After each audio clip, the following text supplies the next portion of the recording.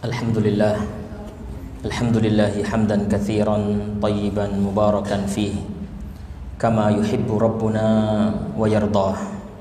Asyhadu an la ilaha illallah wahdahu la syarikalah wa asyhadu anna Muhammadan abduhu wa rasuluh. Allahumma salli wa sallim wa barik wa an'im ala abdika wa rasulika Muhammad wa ala alihi wa sahbihi wa man ihtada bihadihi wa qatafa atharahu ila yaumiddin, amma ba'd. Yang saya hormati segenap pengurus Masjid Al-Hidayah dan juga segenap pengurus ranting Muhammadiyah Gempol Pading yang semoga senantiasa dirahmati oleh Allah Subhanahu wa taala, dan juga semua jamaah Masjid Al-Hidayah, bapak-bapak, ibu-ibu, kaum muslimin dan muslimat yang semoga juga senantiasa dirahmati oleh Allah Subhanahu wa taala. Puji dan syukur kita panjatkan kehadirat Allah Tabaraka wa taala. Dengan limpah nikmat, taufik dan hidayahnya kita bisa hadir di majelis ilmu ini untuk mengkaji ilmu agama Allah Subhanahu wa taala. Salawat beserta salam mudah-mudahan senantiasa tercurah kepada Nabi kita, Rasul kita, panutan kita, Nabi Muhammad sallallahu alaihi wasallam, serta keluarga beliau, para sahabat dan orang-orang yang mengikuti ajaran beliau, menghidupkan sunnah-sunnah beliau hingga hari kiamat. Bapak dan Ibu yang dimuliakan Allah Subhanahu wa taala, pada saat ini kita sedang berada di penghujung tahun 2019. Dan sebentar lagi kita akan meninggalkan tahun ini dan akan memasuki tahun baru 2020 Masehi. Maka seperti biasanya banyak sekali acara-acara yang sudah dipersiapkan oleh orang-orang, termasuk juga diantaranya adalah umat Islam, untuk menyambut pergantian tahun tersebut. Maka pesta-pesta hiburan sudah direncanakan. Kembang api, petasan juga telah disiapkan. Trompet-trompet juga telah disediakan untuk menyambut pesta tutup tahun atau pergantian tahun. Bapak dan Ibu yang dimuliakan Allah Subhanahu wa taala, sebenarnya ada apa pada acara tutup tahun sehingga sampai kita mengangkatnya dalam kajian kita malam hari ini? Jawabnya adalah ada banyak catatan berkenaan dengan pesta pergantian tahun, tutup tahun yang banyak dilakukan oleh umat manusia, termasuk juga umat Islam. Catatan yang pertama, Bapak dan Ibu yang dimuliakan Allah Subhanahu wa taala,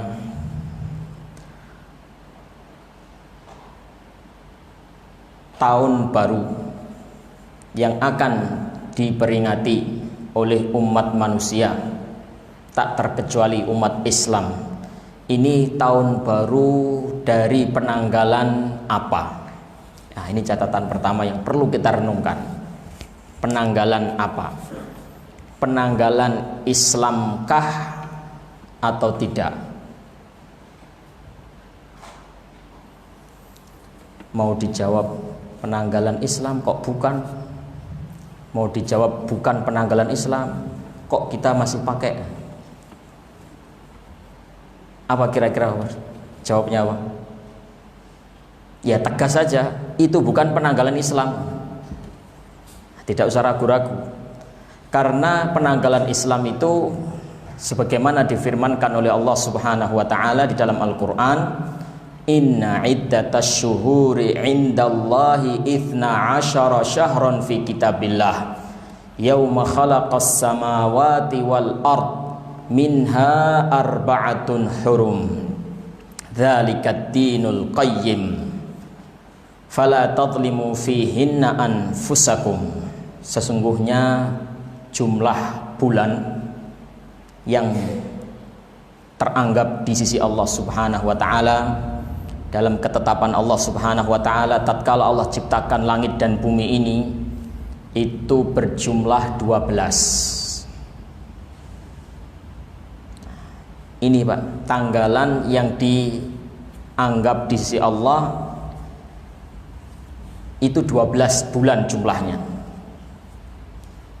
Tanggalan Masehi kan 12 juga, Januari sampai Desember. Ayat itu masih ada lanjutannya. Minha arba'atun hurum. Di antara bulan yang jumlahnya 12 itu ada 4 bulan haram, 4 bulan mulia. Dijelaskan oleh Rasulullah SAW bahwasannya 4 bulan itu maksudnya adalah thalathatun sardun wa wahidun fardun. 3 bulan secara berturut-turut dan 1 terpisah.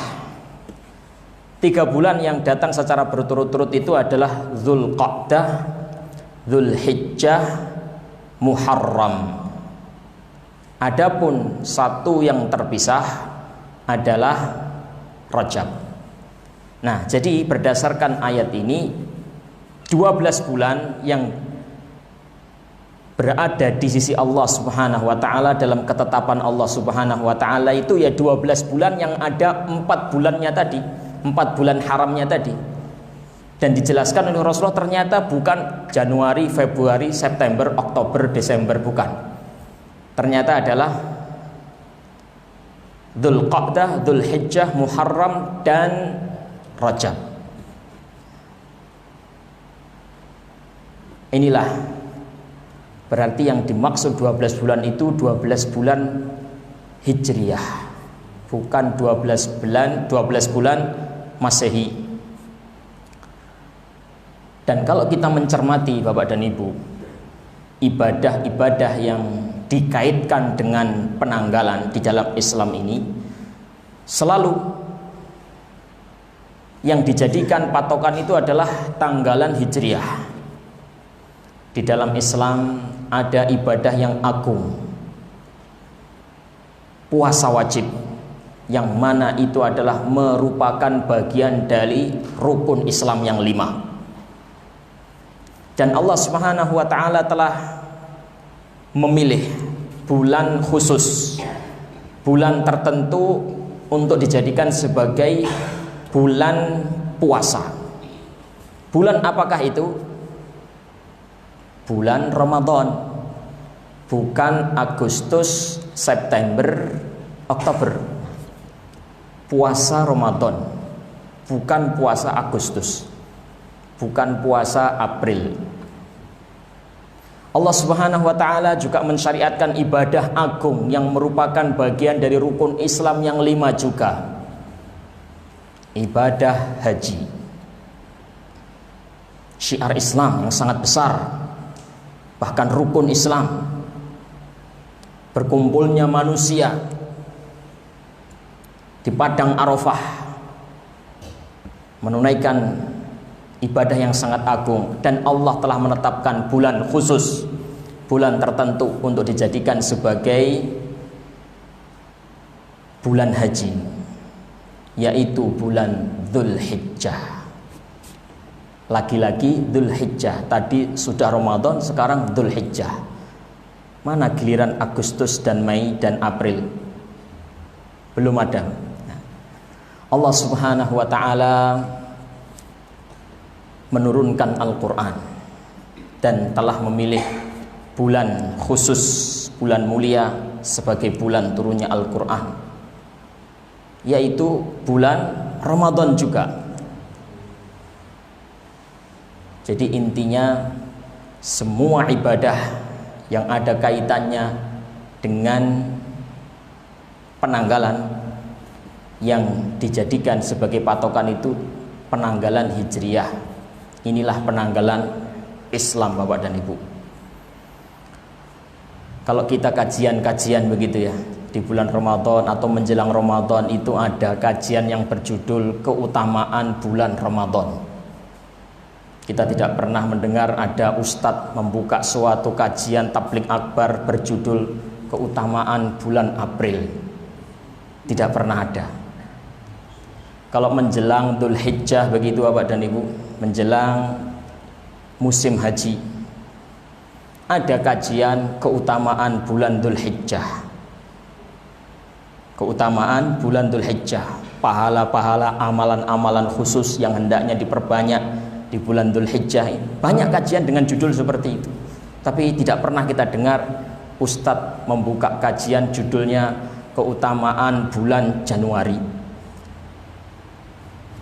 Ketika masuk bulan Muharram juga ada pembahasan keutamaan bulan Muharram, puasa Muharram. Tidak ada pembahasan keutamaan bulan Juni.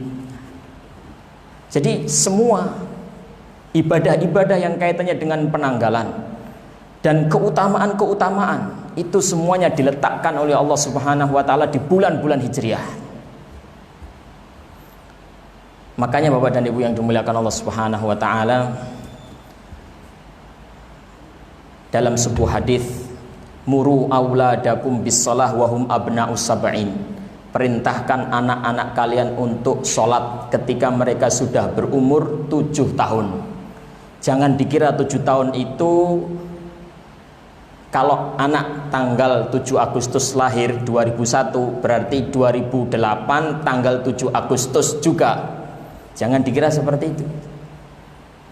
Banyak orang yang mengira 7 tahun dalam hadis ini yang dimaksud adalah kalau anak itu lahirnya 7 Agustus 2001 misalnya, berarti 7 tahunnya adalah 7 Agustus juga 2008. Nah, itu nggak berlaku penghitungan seperti itu Bapak dan Ibu. Yang berlaku adalah anak itu lahir 7 Sya'ban, nanti dia akan masuk 7 tahun 7 Sya'ban, 7 tahun Hijriah yang akan datang. Misalnya 1441 Hijriah, berarti 7 tahunnya 1448 Hijriah. Nah, makanya perlu Bapak dan Ibu ini tahu tanggal lahir anaknya supaya bisa memulai memerintahkan sholat. Karena memerintahkan sholat itu hukumnya wajib bagi bapak ibu yang punya anak-anak usia 7 tahun. Nah, ini tidak bisa kita jalankan kewajiban ini kalau kita nggak tahu kapan lahir anak kita. Kalau panjenengan menghitungnya dengan tanggalan Masehi, panjenengan akan terlambat karena tanggalan Hijriah itu lebih cepat daripada tanggalan Masehi. Kalau anak itu usianya 1 tahun menurut penanggalan Masehi, maka sesungguhnya anak itu usianya sudah 1 tahun lebih 11 hari dalam penanggalan Hijriah nih. 1 tahun lebih. Kalau 2 tahun berarti ya 2 tahun lebih 22 hari. Kalau 3 tahun berarti ya 3 tahun lebih 33 hari. Kalau 7 tahun berarti sebenarnya sudah 7 tahun lebih 77 hari. Nah, kalau panjenengan memerintah anak-anak putra putri panjenengan usia 7 tahun berdasarkan Masehi, itu sebenarnya sudah terlambat. Terlambatnya 77 hari. Berarti harusnya maju 77 hari. Maju 77 hari. Berapa? 2 bulan lebih. Nah, 2 bulan setengah. Dan masih banyak lagi Bapak dan Ibu, penanggalan-penanggalan Islam yang sangat kaitannya erat dengan ibadah. Wanita menjalani masa iddah misalnya, walladzina yutawaffawna minkum wa yadharuna azwaja yatarabbasna bi anfusihinna arba'ata ashhuri wa 'ashra. Siapa saja di antara kalian yang meninggal dunia dan meninggalkan istri, maka hendaknya para istri itu menjalani masa iddah, masa tenggang selama 4 bulan 10 hari. Bukan 40 hari Bapak dan Ibu, 4 bulan 10 hari. arba'ata ashhur 4 bulan wa asyra tambah 10 hari. Itu dihitung dengan hitungan apa Bapak dan Ibu? Lagi-lagi adalah penghitungan hijriyah juga. Ada usia yang sangat berarti dalam hidup manusia, yaitu usia 40. Allah berfirman tentang orang-orang yang sudah menginjak usia 40. Wa wassaynal insana biwalidayhi ihsana hamalathu ummuhu kurha wa wada'athu kurha wa hamluhu wa fisaluhu 30 syahra hatta idza balagha ashuddahu wa balagha 40 sanah qala rabbi auzi'ni an ashkura ni'mataka allati an'amta 'alayya wa 'ala walidayya wa an a'mala shalihan tardah wa aslih li fi dzurriyyati inni tubtu ilaik wa inni minal muslimin. Kami wasiatkan kepada manusia untuk berbuat baik, berbakti kepada bapak ibunya. Ibunya telah melahirkan, mengandung dia dalam keadaan lemah dan melahirkan juga dalam keadaan lemah, dan menyusuinya, melahirkan sekaligus menyusui, mengandung dan menyusuinya selama 30 hari. Hingga apabila anak ini sudah mencapai usia dewasa dan sudah mencapai usia 40 tahun, dia berdoa, ya Allah, ilhamkan kepada kami untuk bisa mensyukuri nikmat-nikmat-Mu yang Engkau anugerahkan kepada kami dan kepada kedua orang tua kami. Dan ilhamkan juga kepada kami untuk bisa berbuat amal soleh, amal yang Kau ridhoi. Perbaikilah keturunan kami. Sesungguhnya kami bertaubat kepadamu ya Allah, dan aku termasuk orang yang berserah diri kepadamu ya Allah.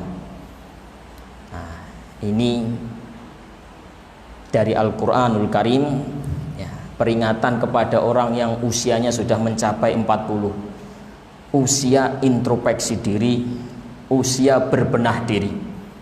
Karena rata-rata orang yang sudah 40 usianya itu rata-rata sudah mapan, sudah punya keturunan, sudah punya rumah, sudah punya kendaraan. Waktunya banyak-banyak syukur, waktunya memperbaiki amal, waktunya bertaubat, waktunya merenung. Karena orang itu Bapak dan Ibu, mulai dari usia 0 baru lahir itu terus melakukan perjalanan berkembang, tumbuh berkembang terus sampai dia pada usia 40. Itulah usia puncak kematangan. Setelah usia 40, maka itu sudah dalam kondisi sempurna. Sematang-matangnya orang itu usia 40. Kalau sudah usia 40, dia tidak akan naik lagi, tidak akan matang lagi. Yang terjadi adalah sebaliknya, dia menurun. 41 menurun, 42 menurun sampai akhirnya dia kembali kayak bayi lagi, pikun, badan yang dulunya tegap, bungkuk. Nah, itulah perjalanan manusia ya. Naik, sudah sampai di puncak, turun lagi. Nah, puncaknya itu adalah usia 40 tahun. Makanya Islam memerintahkan kita untuk merenung, berbenah diri, bertaubat. Bagaimana cara menghitung usia 40 itu? Lagi-lagi juga nggak pakai tanggalan Masehi, pakai Hijriah lagi. Jadi kalau Bapak Ibu yang usianya misalnya 63, terus berkata, wah Pak usianya berapa? 63, sama kayak Rasulullah. Rasulullah meninggal 63, saya sekarang sudah 63. Wah, keliru Pak. Rasulullah 63 itu pakai tanggalan Hijriah. Panjenengan 63 pakai tanggalan Masehi. Panjenengan itu mungkin lebih panjang daripada Rasulullah 65. Setiap 30 tahun itu ada selisih 1 tahun. Jadi kalau ada orang usianya 30 tahun, itu secara hijriah sudah 31. Kalau usia panjenengan 60, berarti sebenarnya sudah 62. Dan seterusnya seperti itu. Nah, jadi penanggalan Masehi yang akan diperingati tahun barunya sebentar lagi, dengan tegas kita katakan bukan tanggalan Islam. Nah, kita sebagai seorang muslim hendaknya lebih bangga dengan tanggalan kita sendiri, tanggalan Islam. Ya, kalaupun kita sekarang ini masih menggunakan Masehi ya nggak apa-apa, tapi belajarlah sedikit demi sedikit untuk semakin akrab dengan Hijriah.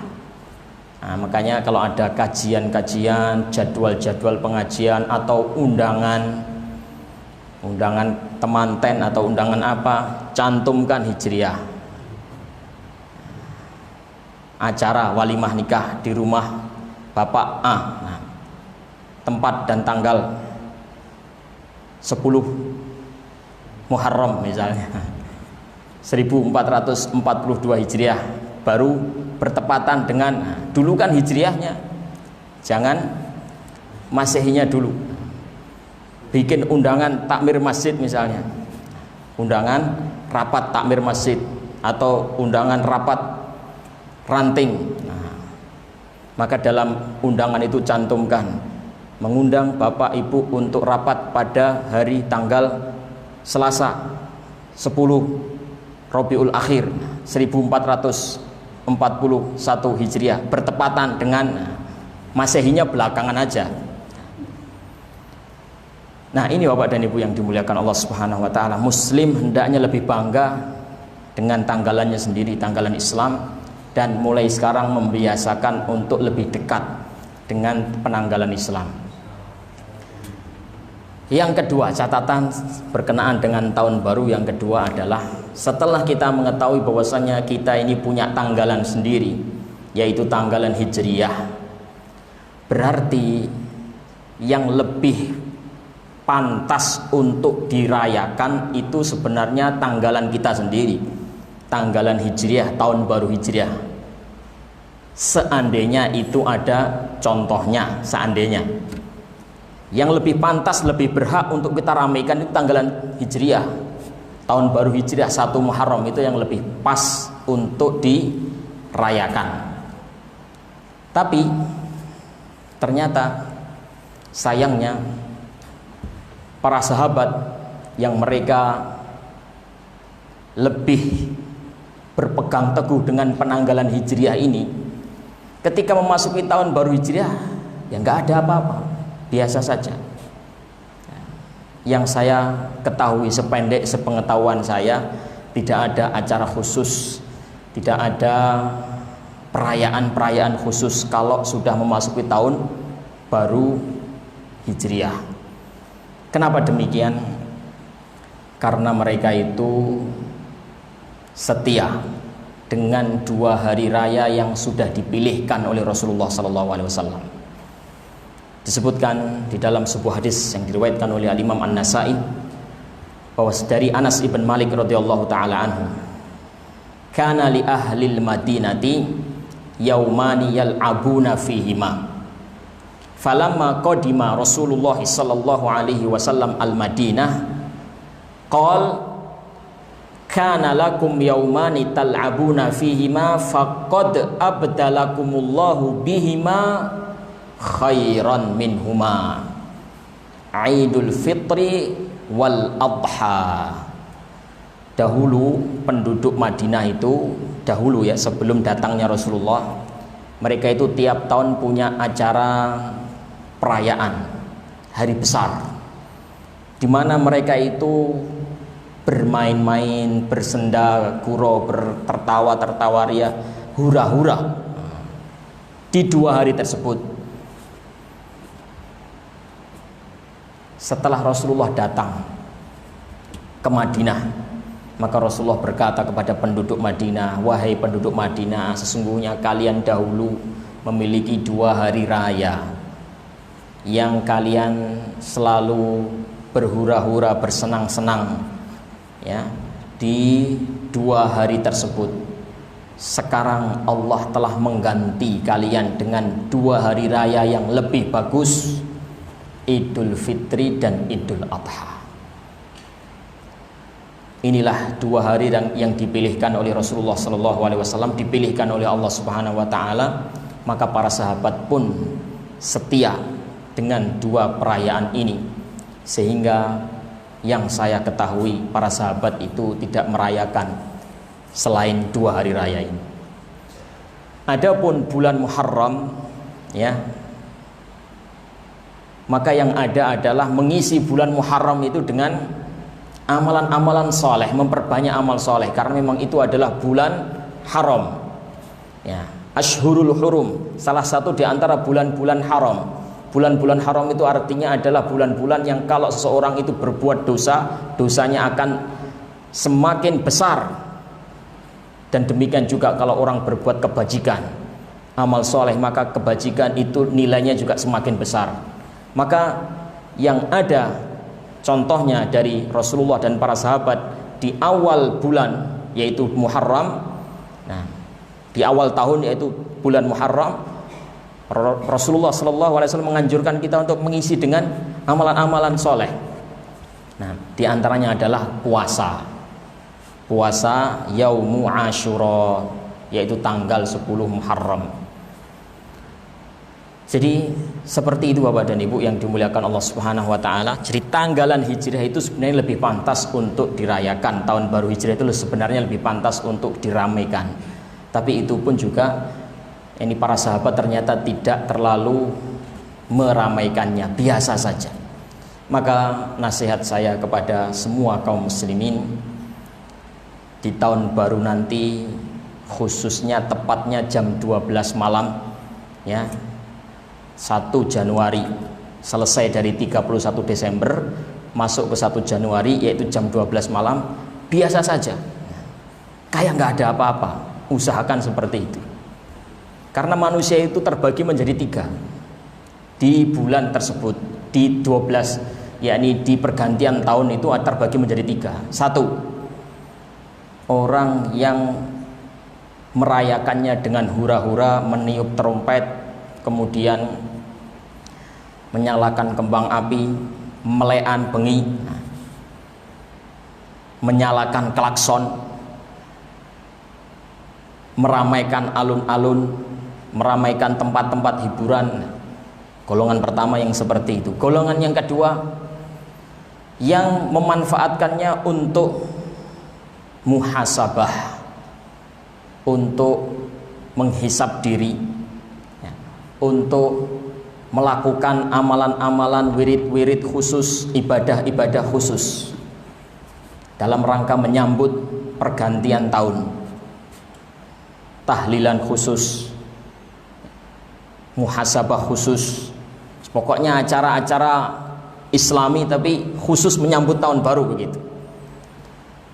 Yang ketiga, kelompok yang biasa-biasa mawon, kayak hari-hari biasa. Jadi biasanya sholat malam ya sholat malam, jam 12 mungkin biasanya pas tidur ya tidur, biasanya pas ngapain ya Pak ya ngapain. Nah, jadi biasa saja, kayak nggak apa-apa, kayak nggak ada apa-apa. Nah, maka pilih yang mana Bapak? Saya menyarankan kepada semuanya, pilih yang ketiga, biasa-biasa saja. Bukan berarti muhasabah itu buruk, bukan berarti melaksanakan amalan bangun malam itu buruk, bukan. Nah, tapi untuk amalan, untuk muhasabah itu setiap hari. Nah, tidak kita khususkan menjelang tahun baru, karena memang tahun baru itu nggak ada apa-apanya sebenarnya. Kalau Lailatul Qadar, ya ada apa-apanya. Nah, apalagi Lailatul Qadar, hari Arafah, itu memang ada apa-apanya. Nah, dikhususkan pantas. Tapi kalau tahun baru nggak ada apa-apanya, 12 malam itu ya cuma begitu aja. Nah, jadi silakan muhasabah, tapi tidak menunggu khusus pergantian tahun. Kemudian mau tahlil, mau mengisi dengan sholat malam, ya itu adalah rutinitas yang tidak perlu menunggu 12 malam, jam 12 malam pergantian tahun, karena itu adalah sebuah momen yang tidak ada kekhususan apa-apa, tidak ada keistimewaan apa-apa. Kemudian Bapak dan Ibu yang dimuliakan Allah Subhanahu wa taala, catatan yang ketiga terkhusus bagi golongan yang pertama yang merayakan tahun baru dengan meniup trompet, dengan meniup kembang api, menyalakan kembang api, kemudian apa? Meramaikan alun-alun melean. Kepada mereka hendaknya mengingat satu permasalahan yang penting, bahwasannya hari jika sudah berganti hari, bulan jika sudah berganti bulan, tahun jika sudah berganti tahun, maka pertanda bahwasannya kehidupan di dunia itu sudah semakin tua. Itu yang perlu direnungkan oleh semua. Ya, kita tidak melihat Hijriah atau Masehi. Yang jelas entah Hijriah entah Masehi, kalau sudah berganti berarti itu pertanda dunia itu semakin menginjak masa tua, mendekati masa tuanya, mendekati masa penghabisan. Semakin tambah hari semakin tua kehidupan dunia ini, semakin mendekati titik kehancurannya, kiamat.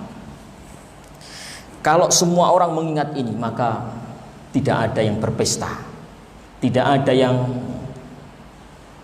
berhura-hura, tidak ada yang niup petasan, kembang api, niup trompet, tidak ada. Iya Bapak dan Ibu yang dimuliakan Allah Subhanahu wa taala, kita ini hidup, kita ini sudah di zaman yang sudah tua. Rasulullah Shallallahu alaihi wasallam di dalam sebuah hadis yang diriwayatkan oleh Imam Bukhari berkata, "Bu'ithtu ana was-sa'ah kahataini." Jarak diutusnya aku dengan hari kiamat seperti dua jari ini. Jarak diutusnya aku dengan hari kiamat seperti dua jari ini, jari telunjuk dan jari tengah. Berkata Imam Al-Hafidh Ibnu Hajar Al-Asqalani, maksudnya kurang lebih adalah bahwasannya setelah diutusnya Rasulullah SAW tidak ada agenda besar zaman. Sudah tidak ada lagi agenda besar zaman, kecuali satu saja, yaitu hari kiamat, penutupan. Ini berbeda dengan umat terdahulu Bapak dan Ibu. Umat terdahulu, umat Nabi Musa misalnya, setelah mereka ditinggal Nabi Musa, maka mereka menunggu agenda berikutnya, agenda besar, yaitu diutusnya Nabi setelah Nabi Musa, ya Nabi Daud, Nabi Sulaiman, Nabi Zakaria, Nabi Yahya, Nabi Isa. Rentetan peristiwa besar itu masih banyak. Tapi kalau umat Nabi Muhammad Sallallahu Alaihi Wasallam, begitu beliau Sallallahu Alaihi Wasallam wafat, Nabi siapa lagi yang ditunggu? Tidak ada sudah. Nabi terakhir, beliau itu Nabi terakhir, penutup para Nabi, penutup para Rasul. Yang akan kita tunggu itu cuma satu saja, Nabi yang sudah pernah diutus, diangkat ke langit, nanti balik lagi, Nabi Isa. Dan itu kalau beliau sudah turun, itu adalah tanda besar hari kiamat. Yang kita tunggu itu aja Bapak dan Ibu. Gak ada rentetan peristiwa lagi, peristiwa besar sudah gak ada. Nabi kita sudah terakhir. Ya sudah, tinggal penutupan. Kalau diibaratkan hidup ini seperti acara pernikahan begitu ya. Nah, ada rentetan mata acara, pembacaan ayat suci Quran, kemudian sambutan penyerahan, sambutan penerimaan, kemudian mauidhah hasanah, kemudian doa, kemudian penutup. Ada berapa? 6 acara. Kalau diibaratkan seperti itu, seandainya dalam acara itu ada 8 mata acara, maka hari kiamat itu adalah acara ke-8. Hidup ini kalau diibaratkan seperti sebuah rentetan mata acara, dan ada 8 mata acara umpamanya, maka hari kiamat itu mata acara ke-8, terakhir. Diutusnya Nabi kita Muhammad SAW itu acara ke-7 menjelang penutupan. Nah, Bapak dan Ibu yang dimuliakan Allah Subhanahu wa taala, ini banyak orang yang tidak menyadari. Seandainya mereka menyadari, tidak ada yang akan berhamburan di alun-alun, tiup trompet, nyalakan kembang api, tidak ada. Mereka akan banyak menyesali perbuatan dosa mereka, banyak beristighfar, banyak bertaubat kepada Allah Subhanahu wa taala. Ini Bapak dan Ibu, 3 catatan berkenaan dengan tahun baru. Momen yang berikutnya adalah yang selalu dikaitkan dengan tahun baru adalah Natal. Setiap tanggal 25 Desember umat Islam itu selalu kisruh, selalu beradu argumen. Sebenarnya sudah tidak waktunya kita ngurusi Natalan.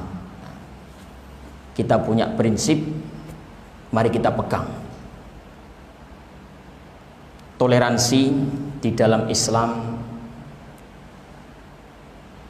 diajarkan memang, tapi ingat, membenci kesyirikan, membenci kekufuran, membenci peribadatan selain Allah, peribadatan kepada selain Allah, itu juga merupakan syariat Islam yang besar. Ummatan wasata, umat pertengahan, adalah umat yang bisa menjalankan dua-duanya. Toleransi kepada pemeluk agama lain, iya, tapi membenci kesyirikan, membenci kekufuran, mengingkari peribadatan kepada selain Allah, jalan juga tetap. Tidak bisa diingkari. Banyak sekali cerita-cerita dalam Al-Quran, ya, kisah-kisah teladan yang diangkat oleh Allah dalam Al-Quran, supaya memberikan kepada kita itu teladan, pembelajaran bagi kita, supaya kita itu ikut-ikut benci kepada kesyirikan. Kisahnya siapa? Nabi Ibrahim misalnya. Diangkat cerita itu dalam Al-Quran, yaitu ketika Nabi Ibrahim berdakwah kepada kaumnya, mengingkari penyembahan terhadap berhala itu. Maka Nabi Ibrahim alaihissalam, faja'alahum judzadan illa kabiran lahum la'allahum ilaihi yarji'un, membuat patung-patung berhala yang disembah oleh kaumnya itu hancur luluh berantakan. Tidak ada yang tersisa kecuali satu patung yang paling besar.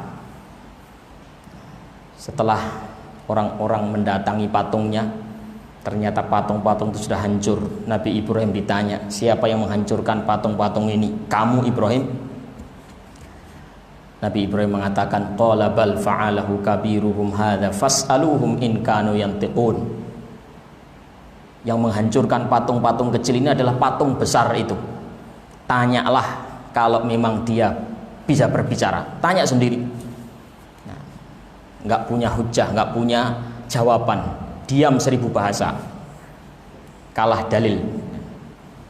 Nah, ini kisah pengingkaran Nabi Ibrahim terhadap kesyirikan, ditampilkan Al-Quran, di dalam Al-Quran, supaya kita itu mengikuti, meneladani beliau dalam mengingkari kesyirikan. Kisah yang lainnya lagi adalah burung hudhud terlambat menghadap Nabi Sulaiman.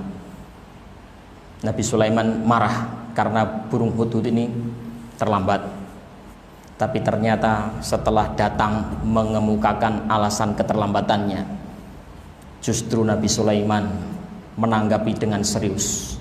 Inni wajadtum ra'atan tamlikuhum wa utiyat min kulli syai'in walaha arsyun azim wajadtuha wa qaumaha yasjuduna lisyamsi min dunillah wa zayyana lahumus syaitanu a'malahum fasaddahum anis sabil fahum la yahtadun.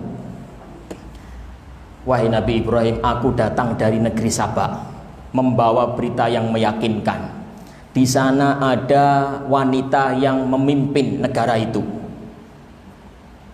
singgasananya besar, punya semuanya, tetapi dia dan rakyatnya menyembah matahari, tidak menyembah Allah, menyembah matahari. Alla yasjudu lillahi alladzi khalaqas, yani khaba'a fis samawati wal ard wa ya'lamu ma tusirruna wa ma tu'linun, Allahu la ilaha illa huwa rabbul arsyil azim. Kenapa mereka tidak bersujud kepada Allah saja yang telah mengeluarkan simpanan dari bumi, dari langit, yang mengetahui apa saja yang kalian sembunyikan maupun yang kalian nampakkan. Terusik, burung itu terusik, bukan manusia ini. Burung melihat kesyirikan, melihat berhala disembah, matahari disembah, terusik hatinya, nggak tenang. Kenapa matahari disembah? Kenapa mereka tidak bersujud kepada Allah saja? Protes ini, burung ini Bapak dan Ibu. Kisah ini ditampilkan oleh Allah supaya kita meneladani burung ini, Bapak. Pengingkarannya terhadap kesyirikan ini supaya kita contoh. Nah Bapak dan Ibu, maka silahkan Anda bertoleransi, menghormati ya, orang lain, tapi kesyirikannya, kekufurannya, penyembahannya terhadap selain Allah ini adalah tidak boleh dihormati, tapi diingkari. Ya, toleransi yang benar begitu, bukan menghormati keyakinan orang lain, keyakinan pemeluk agama lain. Kalau menghormati pemeluk agama lain, keyakinan pemeluk agama lain, berarti sama dengan menghormati kesyirikan. Nah, keyakinan agama lain syirik atau tidak Bapak dan Ibu? Menyembah selain Allah syirik apa tidak? Syirik. Kalau ada kalimat toleransi itu artinya menghormati keyakinan pemeluk agama lain, berarti sama dengan menghormati kesyirikan. Tidak benar toleransi seperti ini. Toleransi sudah diajarkan oleh Rasulullah SAW. Beliau itu orang yang paling baik melaksanakan toleransi, menjaga kerukunan dengan umat agama lain. Tapi beliau ingat, tetap orang yang paling tegas mengingkari kesyirikan. Maka kita mari lihat potret hidup beliau, bagaimana beliau menyeimbangkan dua hal ini, toleransi dan mengingkari kesyirikan. Baik, berikut ini contoh-contoh toleransinya Rasulullah menjaga kerukunan dengan pemeluk agama lain. 1. Rasulullah Shallallahu Alaihi Wasallam mengancam keras siapa saja yang menumpahkan darah non muslim mu'ahad, yang sudah ada perjanjian damai dengan pemerintah Islam. Di dalam sebuah hadis yang diriwayatkan oleh Al-Imam Al-Bukhari, beliau bersabda, la yarih raihatal jannah, man qatala mu'ahadan lam yarih raihatal jannah. Siapa yang membunuh non muslim mu'ahad, non muslim mu'ahad, sudah ada perjanjian damai dengan kaum muslimin, maka dia tidak akan mencium bau surga. Sudah cukup kita toleransi mengikuti Rasulullah, sudah ada contohnya sendiri. Contoh yang kedua toleransinya Rasulullah adalah Rasulullah berbuat baik dan berbuat adil, baik dan adil kepada non muslim dalam hukum. Misalnya dalam menangani suatu hukum, misalnya mereka benar, ya dikatakan benar. Muslim salah, ya sudah dihukumi salah, sebagai bentuk pelaksanaan dari perintah Allah surat Al-Mumtahanah ayat 8. La yanhakumullahu 'anil ladzina lam yuqatilukum fid din wa lam yukhrijukum min diyarikum an tabarruhum wa tuqsitu ilaihim innallaha yuhibbul muqsitin. Allah tidak melarang kalian untuk berbuat baik, berbuat adil kepada mereka, yaitu non-muslim. Selagi mereka itu tidak membunuh kalian, memerangi kalian, dan tidak mengusir kalian dari kampung halaman kalian, sesungguhnya Allah Subhanahu wa ta'ala menyukai orang-orang yang berbuat adil. Walaupun adil kepada siapa? Non-muslim, disayangi oleh Allah, dicintai oleh Allah Subhanahu wa ta'ala. Ya, kalau mau toleransi sudah ada waktunya, tempatnya, caranya sudah ada. Yang ketiga, sudah masuk waktu isya Bapak. Baik, kita lanjutkan sedikit insyaallah ba'da adzan isya. Wassallallahu wasallam ala nabiyina Muhammad wa ala alihi washabbihi ajmain walhamdulillahi rabbil alamin.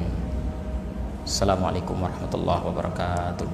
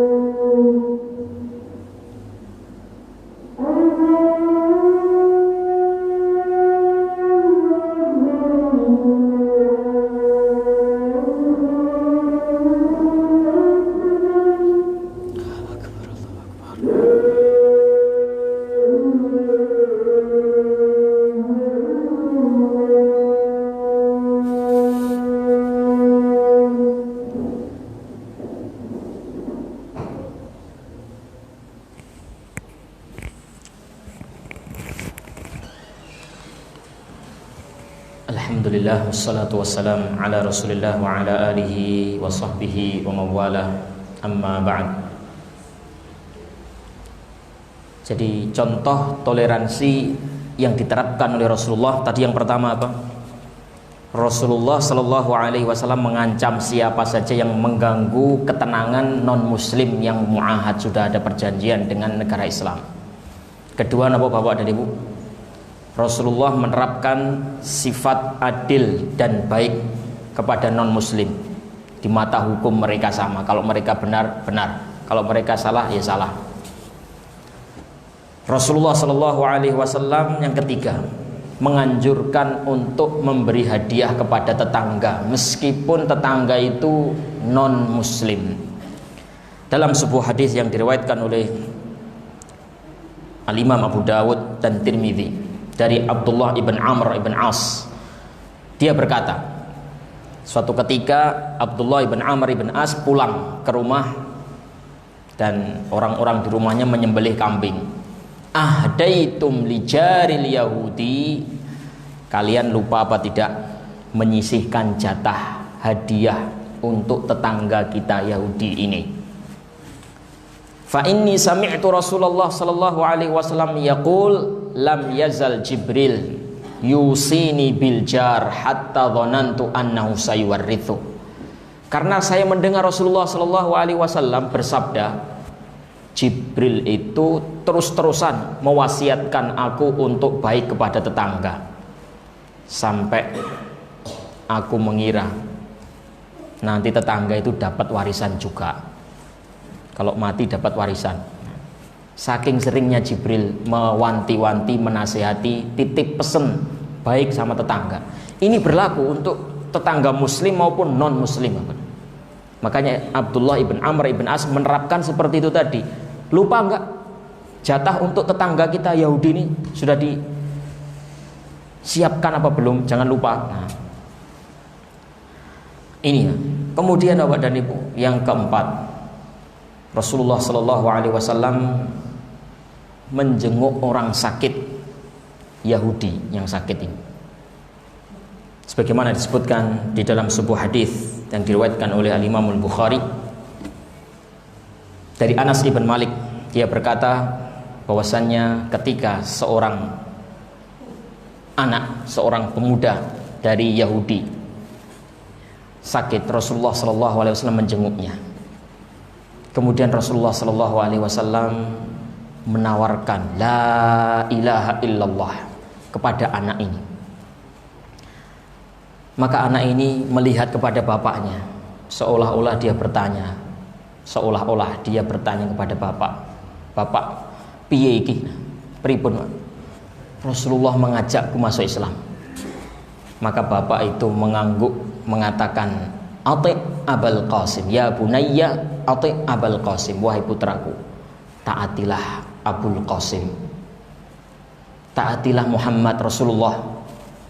Maka anak itu menerima la ilaha illallah, mati setelah mengucapkan la ilaha illallah. Maka Rasulullah sallallahu alaihi wasallam bersabda, alhamdulillah alladzi najjahu minan nar, segala puji bagi Allah yang telah menyelamatkan dia dari neraka. Rasulullah menjenguk orang sakit Yahudi. Yang kelima Bapak dan Ibu, Rasulullah sallallahu alaihi wasallam tetap memerintahkan menjalin silaturrahim, hubungan paseduluran, hubungan kekerabatan, meskipun kerabat sedulur itu adalah non muslim. Contohnya paman Nabi sendiri, Abu Thalib, penyembah berhala. Ya, itu kan istilah kita kan non muslim ya, penyembah berhala. Rasulullah tetap menyambung hubungan dengan pamannya. Pamannya sakit dijenguk. Asma binti Abi Bakar, ibunya juga non muslim, ibunya datang nyambangi, ibunya nyambangi, tanya kepada Rasulullah, ya Rasulullah, bagaimana ya Rasulullah, ibuku ingin menjalin hubungan rahim paseduluran denganku, tapi dia itu wanita yang masih musyrik. Apakah aku menyambungnya ya Rasulullah? Rasulullah menjawab, na'am, iya, tetap kamu sambung. Yang keenam, Al-Quran melarang kita mencela sesembahnya orang-orang kafir. Wala tasubbul ladzina yad'una min dunillahi fayasubbullaha adwan bighairi ilm. Janganlah kalian mencela. Janganlah kalian mencela sesembahannya orang-orang kafir itu, karena nanti mereka akan balik mencela Allah. Kita cela sesembahan mereka, kita cela mereka, mereka balik mencela Allah Subhanahu wa taala tanpa ilmu. Jadi kita menyebabkan mereka mencela Allah. Nah, ini 6 poin contoh praktek toleransinya Rasulullah seperti itu. Nah, berikutnya adalah bagaimana sikap tegasnya Rasulullah kepada kesyirikan. Terlihat dari beberapa contoh berikut ini. Rasulullah berlepas diri dari segala macam bentuk ritual, akidah, ibadah non-muslim sebagai bentuk pengamalan dari pesan Allah dalam surat Al-Kafirun. Qul ya ayyuhal kafirun la a'budu ma ta'budun wala antum 'abiduna ma a'bud wala ana 'abidum ma 'abadtum wala antum 'abiduna ma a'budu lakum dinukum waliyadin. Katakan wahai Muhammad, hai orang-orang kafir, aku tidak menyembah apa yang kalian sembah, dan kalian pun juga tidak menyembah apa yang aku sembah. Aku bukan penyembah apa yang kalian sembah, kalian juga bukan penyembah apa yang aku sembah. Agamamu agamamu, agamaku agamaku. Urusan agama, akidah, ibadah, pokoknya yang menyangkut masalah agama berlepas. Urusan hari raya, urusan hari besar mereka, itu urusan ibadah, Pak. Maka berlepas diri dari mereka, nggak ikut cawe-cawe, nggak ikut campur tangan. Yang kedua, Rasulullah Shallallahu Alaihi Wasallam mengajarkan kepada kita bahwasannya kita itu tetap memandang mereka orang yang tidak selamat. Jadi kalau kita sudah punya keyakinan Islam itu adalah satu-satunya keselamatan, maka selain Islam tidak selamat. Muslim harus punya keyakinan kuat, mantap seperti ini. Jangan ragu-ragu. Sebagai bentuk pengamalan dari firman Allah Subhanahu wa taala, wa may yabtaghi ghairal islami dinan fala yuqbala min wa huwa fil akhirati minal khasirin. Siapa yang mencari agama selain Islam, maka tidak diterima agama itu, dan nanti di akhirat dia termasuk orang yang khasirin, merugi. Merugi niku selamat nama mboten, Pak? Mboten selamat. Rugi itu lawannya selamat. Orang yang rugi berarti tidak selamat. Siapa yang mencari agama selain Islam tidak selamat. Nah, Muslim punya sikap seperti ini, harus tegas. Kalau orang nggak selamat ya jangan diucapi selamat.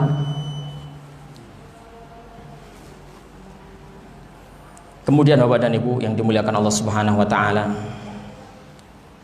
karena beliau punya prinsip non-muslim itu tidak selamat, maka beliau menyelamatkannya, berusaha untuk menyelamatkannya.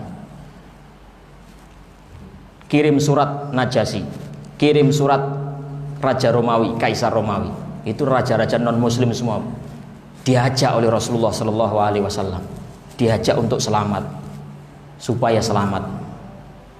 Nah, jadi ini menunjukkan bahwasannya keyakinan beliau itu sangat mantap dan kuat sekali, bahwasannya tidak ada keselamatan kecuali dalam Islam. Makanya yang belum Islam diajak. Raja-raja itu dikirimi surat semuanya. Pamannya Abu Thalib juga demikian, diajak masuk Islam. Tidak bisa masuk Islam, mati dalam keadaan musyrik Abu Thalib ini. Rasulullah sangat berduka sekali. Nah, ini Bapak dan Ibu yang dimuliakan Allah Subhanahu wa taala. Jadi masalah toleransi tidak membuat seorang muslim itu bergeser akidahnya sedikit pun. Akidah mereka tetap kokoh. Islam ini adalah jalan keselamatan. Selain Islam maka tidak ada keselamatan. maka tidak diberikan ucapan selamat, apalagi ikut-ikutan. Tapi jangan khawatir, toleransi sudah ada caranya. Orang itu kadang khawatir dituduh intoleransi. Tidak, Bapak dan Ibu, ini kita sudah toleransi. Kita sudah berusaha berbuat baik kepada mereka. Kalau tetangga kita non muslim diberikan hadiah nggak apa-apa. Nah, itu secara kamus bahasa Indonesia sudah toleransi. Tidak mengucapkan Natal, tidak mengucapkan itu secara kamus bahasa Indonesia juga bukan termasuk intoleransi. Tidak usah takut, Bapak.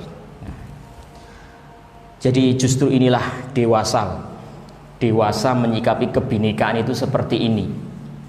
Nah, coba ada dua anak kecil. Yang satu kalau waktunya main-main terus lupa belajar. Yang satu kalau waktunya belajar main ditinggalkan. Sedang asik main, kalau sudah datang waktunya belajar, ya belajar. Bisa menyeimbangkan antara main dan belajar. Ini anak kecil ini mana yang lebih dewasa? Yang lupa belajar atau yang ingat belajar walaupun sedang asik main? Yang ingat belajar walaupun sedang main, waktunya belajar, main ditinggalkan. Bisa menyelaraskan dua hal ini. Nah, itu namanya orang yang dewasa menyikapi dua hal yang bertentangan. Maka muslim yang dewasa dalam menyikapi kebinekaan adalah yang bisa menyelaraskan ini. Toleransi tapi tidak lupa untuk membenci kesyirikan. Adapun orang yang toleransi sama sekali nggak punya kebencian terhadap kesyirikan, nah, maka ini justru kurang dewasa. Ibarat anak kecil sudah kadung main, terlanjur main, lupa belajar. Terlanjur toleransi, lupa kalau kesyirikan itu adalah dosa terbesar. Kalah sama burung hudhud. Burung hudhud aja paham. Masa profesor doktor kalah sama burung hudhud? Nah, inilah Bapak dan Ibu yang dimuliakan Allah Subhanahu wa taala. Jadi mudah-mudahan kita diberikan sikap tegas, diberikan basirah, kekuatan, petunjuk, bimbingan untuk melihat permasalahan dengan gamblang, dengan jelas di bawah bimbingan Allah Subhanahu wa taala, sehingga kita tidak terombang-ambing. Mohon maaf atas segala kekurangan. Terima kasih atas segala perhatian. Wassallallahu wasallam ala nabiyyina Muhammad wa ala alihi wa sahbihi ajma'in. Walhamdulillahirabbil alamin. Wassalamualaikum warahmatullahi wabarakatuh.